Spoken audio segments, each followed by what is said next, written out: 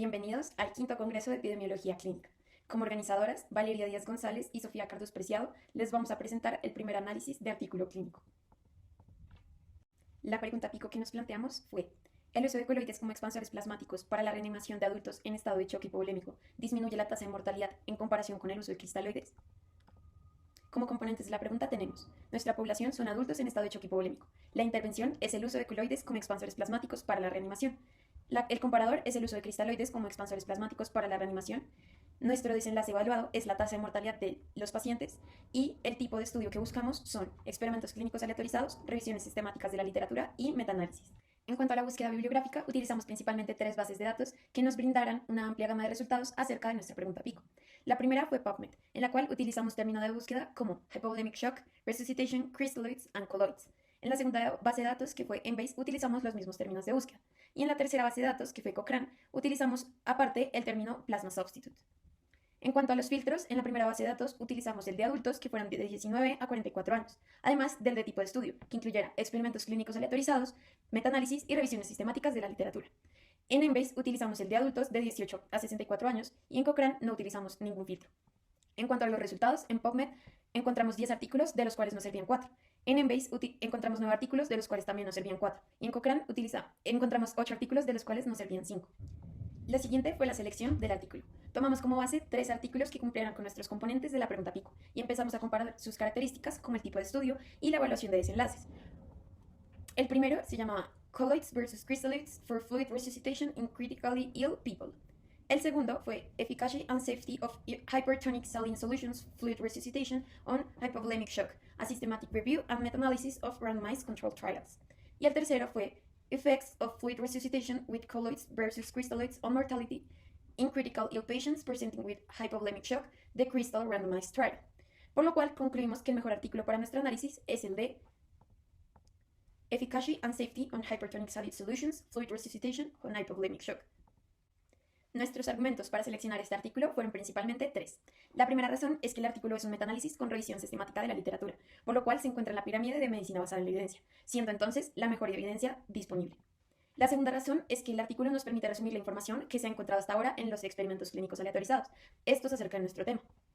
La tercera razón es que nos permite evaluar los resultados diferentes o las inconsistencias encontradas en estos estudios para tomar decisiones clínicas. Además, el metaanálisis cumple con todas las características de nuestra pregunta pico y, de igual forma, consideramos que los otros dos artículos son muy útiles en la revisión del tema y podrían aportar muy buenas conclusiones. Para la lectura crítica del artículo, empezamos con la validez interna.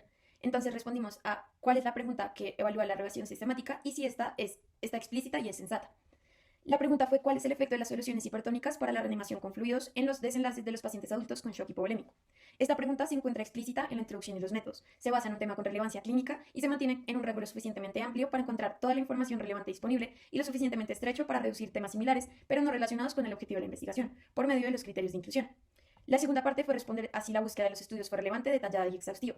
Entonces, para esto, respondemos varias preguntas. La primera es: ¿qué base de datos se utilizaron?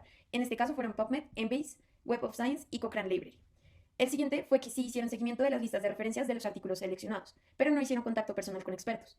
Además, sí hicieron búsqueda de estudios publicados y en preimpresión, pero la búsqueda se limitó a estudios publicados en inglés. La siguiente pregunta es si la selección y evaluación de los estudios es reproducible, a lo cual respondimos que sí, debido a que al momento de hacer la selección, los 2 revisores evaluaron los experimentos de forma independiente. Examinaron cada texto de los artículos, les aplicaron los criterios de selección y exclusión, entre los cuales excluyeron las publicaciones duplicadas del mismo experimento, y en caso de encontrar discrepancias, se resolvieron por discusión hasta llegar a un consenso. También son reproducibles ya que evaluaron el riesgo de sesgo de forma independiente. La siguiente pregunta es si se evaluó el riesgo de sesgo en los estudios primarios, con qué herramienta y qué tan grave es el riesgo de sesgo. En este caso, sí se evaluó el riesgo de sesgo de estudios primarios con la herramienta desarrollada por Cochrane, basada en la evaluación por dominios. Son 7 y en general podemos resumir que la mayoría de estudios primarios presentan un riesgo de sesgo bajo. Sin embargo, 2 estudios presentaron un alto riesgo de sesgo en 2 dominios. Además, hubo un dominio en el que no se tiene claridad del riesgo de sesgos en ningún estudio, probablemente relacionado con una selectividad en el reporte. Por lo anterior, consideramos que el riesgo de sesgos no es grave en el metaanálisis. En un inicio se podría afirmar que cualitativamente, en términos generales, los resultados son consistentes. Sin embargo, es necesario evaluar las medidas de I cuadrado y el valor de P. Y aquí encontramos que todos los resultados no son consistentes en los estudios.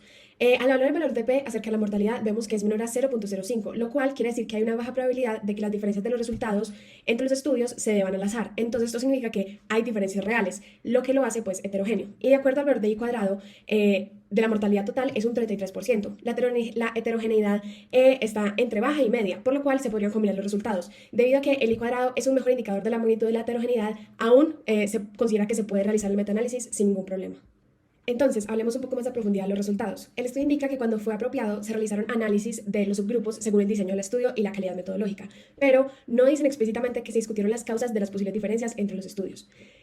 Lo segundo que podemos hablar es qué tan precisos son los resultados. Como podemos ver en la gráfica, tenemos una estimación puntual del resultado de cada estudio representado por un recuadro negro y esta también da como una representación del tamaño del estudio. Entre más grande, tuvo más población. Además, vemos que hay una línea horizontal que representa los intervalos de confianza de 95% del resultado del estudio y a cada extremo de la línea representa los límites del intervalo de confianza. Entonces, la precisión del estudio la podemos analizar por medio de la amplitud de los intervalos de confianza del diamante, que es, por decirlo así, el resumen del estudio. Y de acuerdo a este podemos ver dos cosas. El primer diamante tiene una buena precisión y a pesar de que está cerca al valor nulo, sus dos límites se encuentran favoreciendo el uso de coloides. El segundo diamante también es preciso, pero los intervalos de confianza nos muestran que este resultado no es estadísticamente significativo. Entonces, ahora, ¿cómo sabemos si los resultados de este estudio aplican a mis pacientes? Hay que evaluar dos puntos claves.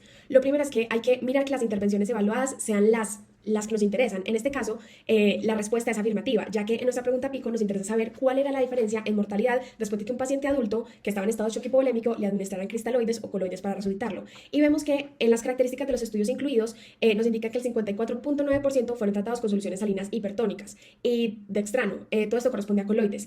Mientras que el resto de los pacientes que se utilizaron, por decirlo así, como grupo de control, fueron tratados con una solución isotónica como lactato de Ringer o solución de Hartmann, y es lo que consideramos como un cristaloide.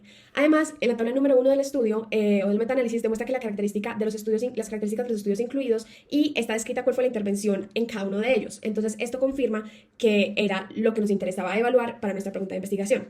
Y lo segundo que hay que evaluar es la población de interés, o sea, que estemos evaluando la población que nos interesa. Con esta pregunta confirmamos que los resultados aplican a mis pacientes, ya que en la descripción de los criterios de inclusión y exclusión del metaanálisis mencionan textualmente: estudios en humanos involucraron a pacientes adultos que necesitaban reanimación con líquidos, que era exactamente nuestra población de interés para la pregunta de investigación. Debemos preocuparnos por los sesgos. Aunque este metaanálisis no incluye un gráfico de embudo para hacer la evaluación, no nos preocupan los sesgos porque consideramos que fueron muy bien manejados en este metaanálisis por medio de dos autores que evaluaron de forma independiente la calidad de la metodología y el riesgo de sesgo de los artículos que se incluyeron. Lo evaluaron como alto, bajo e incierto. Y esto se hizo para cada uno de los sesgos de selección. Entonces, por ejemplo, la generación de secuencias aleatorias, la ocultación de la asignación, el cegamiento de los participantes, el cegamiento de la evaluación de los resultados, los datos de los resultados incompletos, entre muchas otras cosas.